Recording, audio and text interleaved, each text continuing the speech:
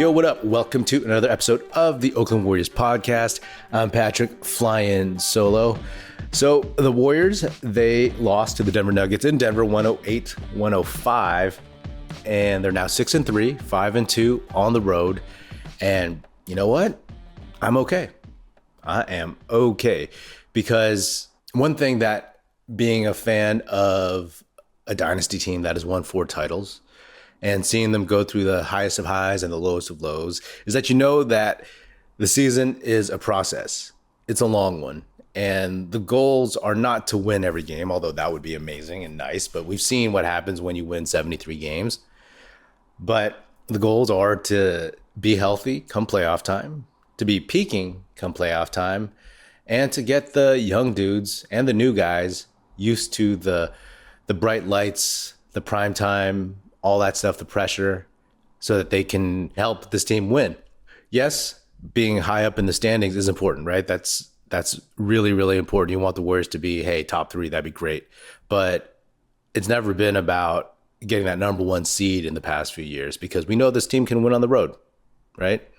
So seeing them compete is what we're really, really looking at, because you know, we don't want to talk about last season. No one wants to talk about last season. Players, the coaches, I'm done talking about it, whatever. But if they'd gotten down in a game like this last season, they wouldn't have been able to come back, right? Or they would have tripped over themselves and they wouldn't have had the fortitude, the will, the cohesion, the chemistry to come back. But now they do. And last season was the aberration, and now we are seeing them being themselves again, albeit with a different cast of characters in some respects. So I'm encouraged, and it's a tough loss, but they came back, they were in it, they were up, they were down, and they had a perfect chance to win at the end. I give Steph props for going for the 2, because a lot of times the philosophy is on the road, go for the win, and then take your chances. But Steph, he was like, I'll play another 5, confident that they could win in overtime or whatever. But he just missed kind of badly, but it is what it is. Went out of bounds. Clay couldn't get the shot off after the missed Reggie Jackson free throw. And so it is what it is. But all good. You know what I mean? All good. I'm liking what I'm seeing from this team. And, you know, a lot of people talk about Chris Paul's shooting lately and Andrew Wiggins' poor play.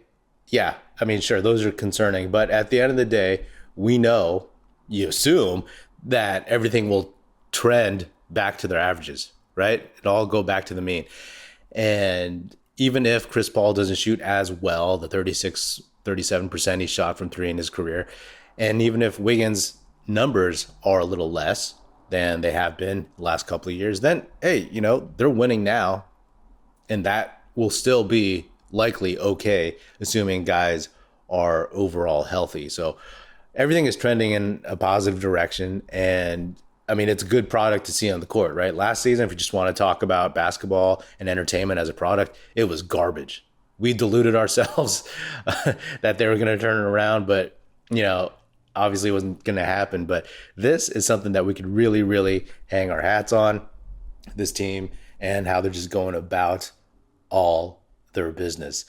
I do want to say that I'm impressed by this bench. Once again, I've said since day one that the bench minutes are going to be the most interesting thing for me, because I like to see a team like this evolve, and seeing those guys, you know, Chris Paul, Dario Saric work their chemistry, even though Saric started in this one, but seeing like Trace Jackson Davis, Kuminga, Moses Moody, even Pajemski with Gary Payton II out, seeing them actually contribute solid minutes.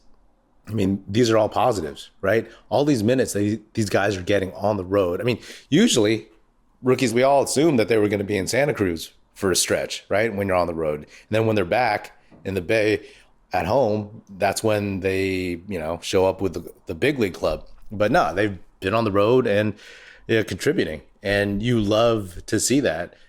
So in this one, the Warriors are missing Draymond and Gary Payton, but the Nuggets were missing Jamal Murray. So it is what it is. But in this one, all the starters, including Dario Saric, replacing Dre, they were all minus in the plus minus, and all the bench guys were pluses. right? Like, I don't know if I've seen that with the Warriors, I mean, in a long time, but minus, you know, Dario Saric, Looney, Wiggins, Steph, Klay Thompson, and then Kuminga, Jackson Davis, CP3, Moody, Pajemski, all on the plus side.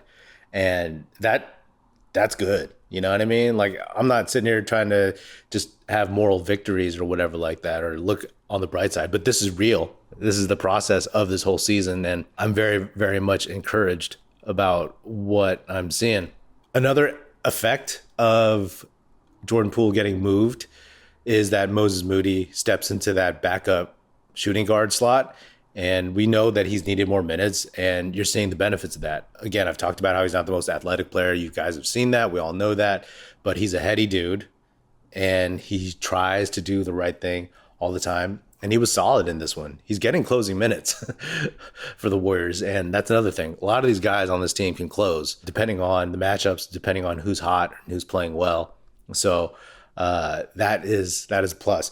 I remember thinking before the Warriors playoff run, when they won the title against the Celtics, before the playoff run, looking at Wiggins and Moody and Poole, I was like, hey, one of those guys is going to have to get moved because Moody's going to be coming soon. And when you have Moody stepping up, you have Chris Paul playing that backup point guard role, second unit point guard role, that very much fills the gap in a lot of ways. Somebody on the Oakland Warriors Discord asked whether or not the Warriors could become a top 5 defense again. I don't know. Partly because they're pretty old, and I don't know if they can consistently bring that effort every single game, and there will be injuries per se, but they were like at the pretty much the bottom last season. So you want to see them climb up, and you also assume that some of the younger guys like Kuminga, Moody, Trace Jackson Davis, whatever, that they'll be more solid as the season goes on. But the one thing that could make it possible is legit, their top 10 guys all value and play hard on defense. And that is all you can really ask for. Yes, you look at the starters, and Klay is not what he used to be. Steph, he has always been questioned for his defense, but he plays hard.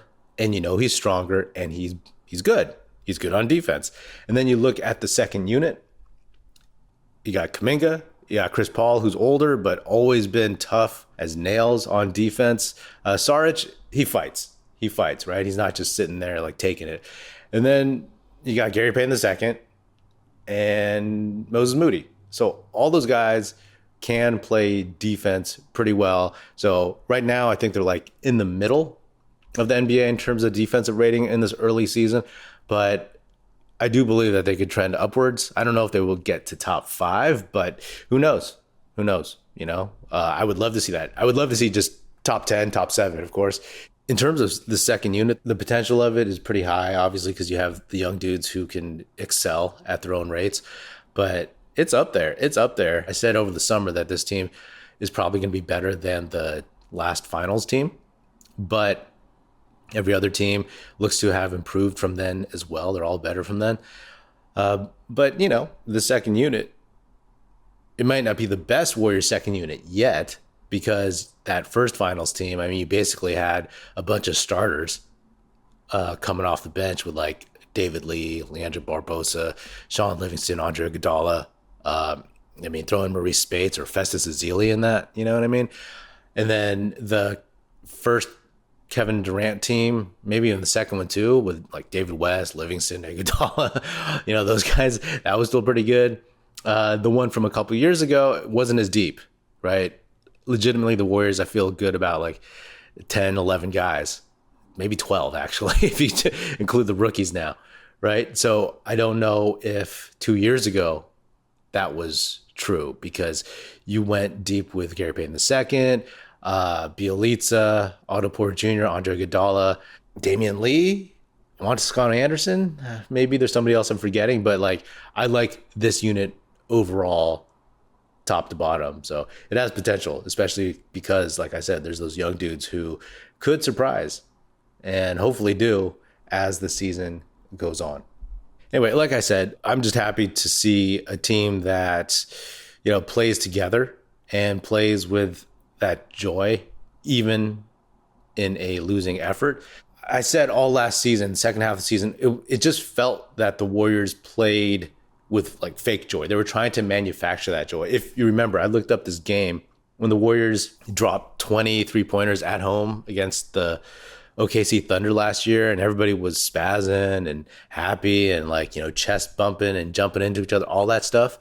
And that's great. And that was fine and dandy. But the one thing I remember about that is that it just felt false. It felt like there was something that wasn't real there. And 20 3-pointers is amazing, but it was just like one of those things like, oh, that's nice. That's great.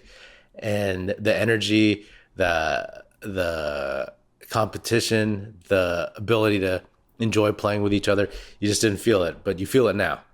You feel guys rooting for each other. You feel guys that are, that they have confidence in each other, that they know how to play basketball, and that points to the young guys especially. But like I said, the Warriors are 6-3. That's fine. They got a tough road schedule to start the season. They go back home to play the Cavs. That'll be interesting. And the most important thing is that they're 5-2 on the road. Like what? I mean, that's a road record that we're used to with the Warriors. So you take it and you're like, great. You know what I mean? Phil Jackson used to say, I've talked about this before, that you want to come back 4-3. You know what I mean? This wasn't a full-on road trip. There was that one home win against the Kings. With this team, they basically went 5-2. That's even better. You want to come out ahead, and they've done that. They've done their job. So you move on from there. All right? That's all I got.